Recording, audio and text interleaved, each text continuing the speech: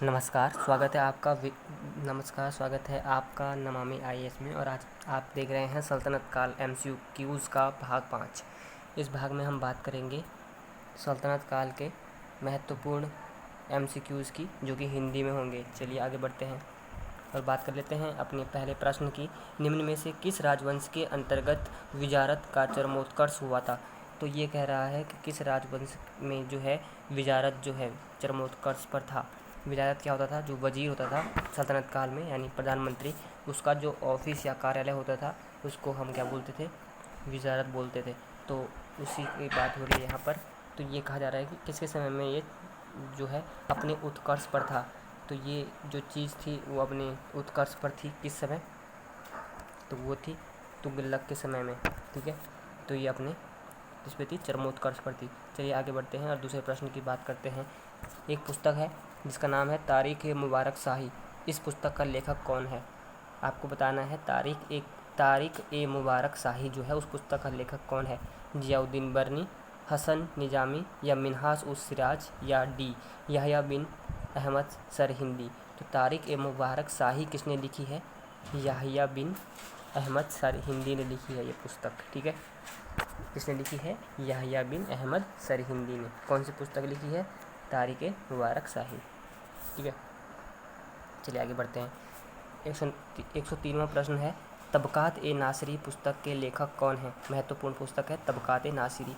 ठीक है, इसके ऑप्शन है: ए ज़ियाउद्दीन बर्नी, बी हसन निजामी, सी मिन्हाज-उस-सिराज, या डी यहया बिन अहमद सरहिंदी। ठीक है, तो तबक़ात-ए-नासिरी आपकी पुस्तक है किसकी? ऑप्शन सी, मिन्हाज-उस-सिराज की। मिन्हाज-उस-सिराज की पुस्तक है। पुस्तक का नाम क्या है? तबक़ात-ए-नासिरी। 104वां प्रश्न, ताजुल मासीर। ये पुस्तक का नाम है ताजुल मासीर। ये पुस्तक किसकी है? आपके ऑप्शन है ज़ियाउद्दीन बर्नी, हसन निजामी, मिन्हाज-उस-सिराज, या यहया बिन अहमद सरहिंदी।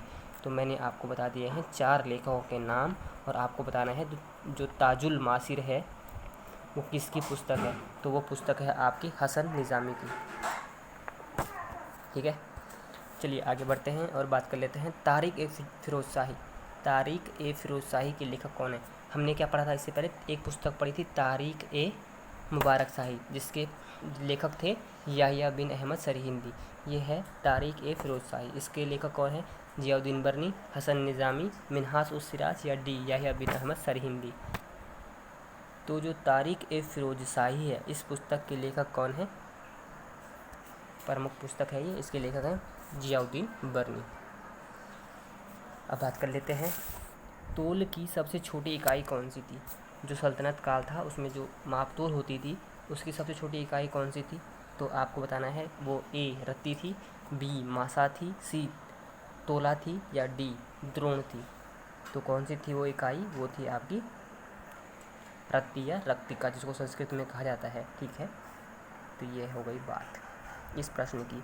आगे बढ़ते हैं। 107वां प्रश्न, अमीर खुसरो किसका दरबारी कवि था? ए अलाउद्दीन खिलजी, बी इल्तुतमिश, सी मोहम्मद बिन तुगलक, या डी कुतुबुद्दीन ऐबक।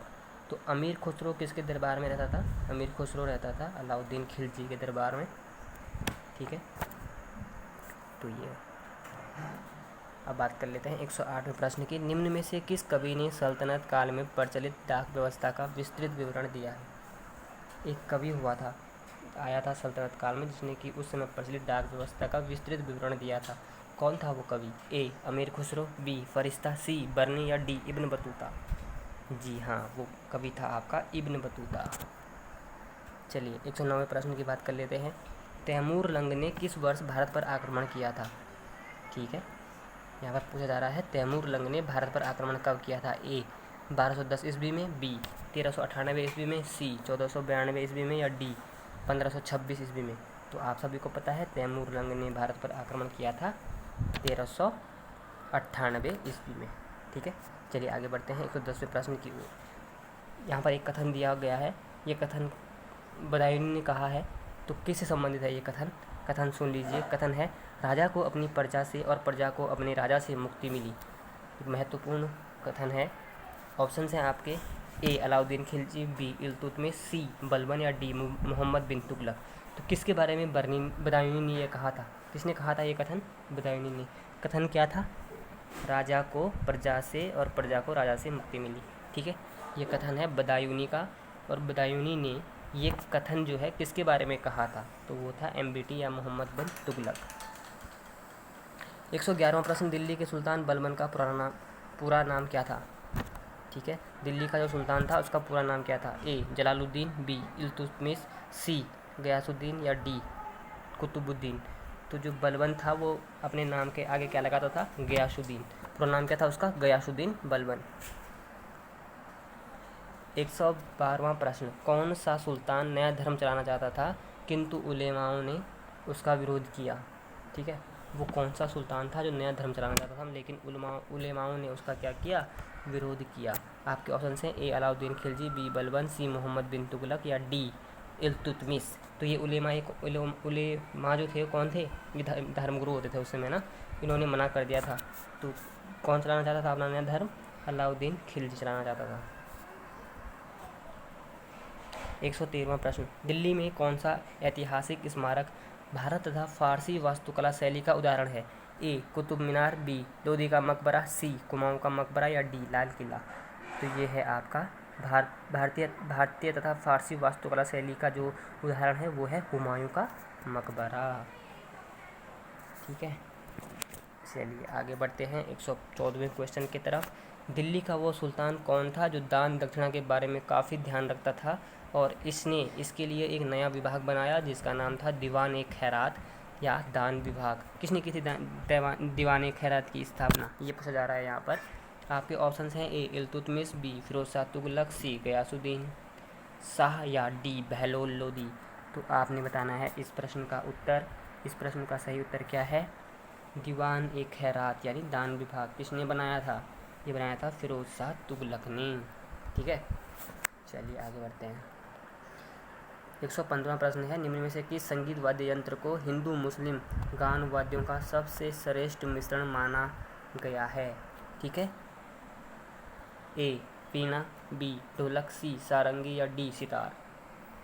तो क्या मिश्रण है ये हिंदू मुस्लिम गान वाद्य यंत्रों का? कौन सा है ये है सितार। कुछ इस तरीके का होता है, देखा होगा आपने इसको, यहाँ पर बैठ के बजाया जाता है ना। तो ये चलिए आगे बढ़ते हैं और हम बात कर लेते हैं 116वें प्रश्न की। एक फ़ारसी की नई काव्य शैली थी जिसका नाम था सबक ए हिंदी या हिंदुस्तानी शैली। इसका जन्मदाता किसे माना जाता है? सबक ए हिंदी या हिंदुस्तानी शैली का जन्मदाता किसे माना जाता है? ए जियाउद्दीन बर्नी, बी अफ़ीक, सी इसामी या डी अमीर खुसरो। तो हिंदुस्तानी जो काव्य शैली है इसका जनक किसको माना जाता है? इसका जनक माना जाता है नो डाउट अमीर खुसरो जी को। अमीर खुसरो वही तबले के जो आविष्कारक थे, ये वही हैं। 117वां प्रश्न है, निम्न में से किस सुल्तान ने सिकंदर ए सानी यानी द्वितीय सिकंदर की उपाधि धारण की थी? तो इनमें से कौन सा वो आदमी है जिसने सिकंदर ए सानी की उपाधि धारण की थी? ए अलाउद्दीन खिलजी, बी इल्तुतमिश, सी बलबन या डी सिकंदर लोदी। तो वो आदमी कौन था? वो आदमी था आपका अलाउद्दीन खिलजी, जिसने उपाधि धारण की थी। कौन सी उपाधि धारण की थी? इसने धारण की थी आपकी सिकंदर ए सानी या द्वितीय सिकंदर की उपाधि। 118वां प्रश्न, सिक्कों पर खलीफा का नायब खुदवाने वाला प्रथम सुल्तान कौन था? सिक्कों पर खलीफा का नायब का मतलब है कि किसने अपने सिक्कों पर यह खुदवाया था कि वो खलीफा का नायब है। ठीक है, यानी एक तरीके का दूत है वो। तो इसके ऑप्शंस हैं ए मोहम्मद बिन तुगलक, बी अलाउद्दीन खिलजी, सी फिरोज शाह तुगलक या डी गयासुद्दीन तुगलक। तो खलीफा का नायब खुदवाने वाला भारत का प्रथम सुल्तान था आपका फिरोज शाह तुगलक। ठीक है, वही जिसने दान विभाग बनाया था। जी हाँ, चलिए आगे बढ़ते हैं और 119वें प्रश्न की बात कर लेते हैं। सैयद उस सलातीन की उपाधि किसने धारण की थी? ए फिरोज शाह तुगलक ने, बी मोहम्मद बिन तुगलक ने, सी इल्तुतमिश ने, डी बलबन ने। सैयद उस सलातीन की उपाधि किसने धारण की थी? तो सैयद उस सलातीन की उपाधि धारण करने वाला शासक भी था आपका फिरोज शाह तुगलक। ठीक है, तो ये है। चलिए आगे बढ़ते हैं और 120वें प्रश्न की बात करते हैं। निम्न में से किसे कुरान ख्वा यानी कुरान का पाठ करने वाला भी कहा जाता है? ए कुतुबुद्दीन ऐबक, बी इल्तुतमिश, सी फिरोज शाह तुगलक या डी नासिरुद्दीन मोहम्मद तुगलक को। तो कुरान ख्वा कहा जाता है आपका कुतुबुद्दीन ऐबक को। ठीक है, कुरान ख्वा कौन था? कुतुबुद्दीन ऐबक ही कुरान ख्वा था। कुतुबुद्दीन ऐबक वही गुलाम वंश का संस्थापक था जो। और 121वां प्रश्न की बात कर लेते हैं कि सुल्तान को मिन्हास ने हातिम ताई द्वितीय की संज्ञा दी है। ठीक है, किसने संज्ञा दी है? मिन्हास। मिन्हास कौन है? एक लेखक है। इसने संज्ञा दी है हातिम ताई द्वितीय की। ऑप्शन हैं आपके कुतुबुद्दीन ऐबक, बी बलबन, सी इल्तुतमिश या डी फिरोज शाह तुगलक। किसको संज्ञा दी गई है?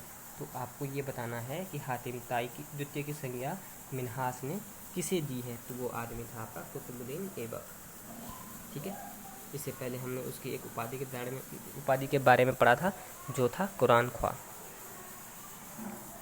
2.5 दिन का झोपड़ा अजमेर, 2.5 दिन का झोपड़ा मस्जिद जो है अजमेर में है, इसका निर्माण किसने करवाया था? इसको कहीं कहीं पर 2.5 दिन का झोपड़ा भी लिखा जाता है।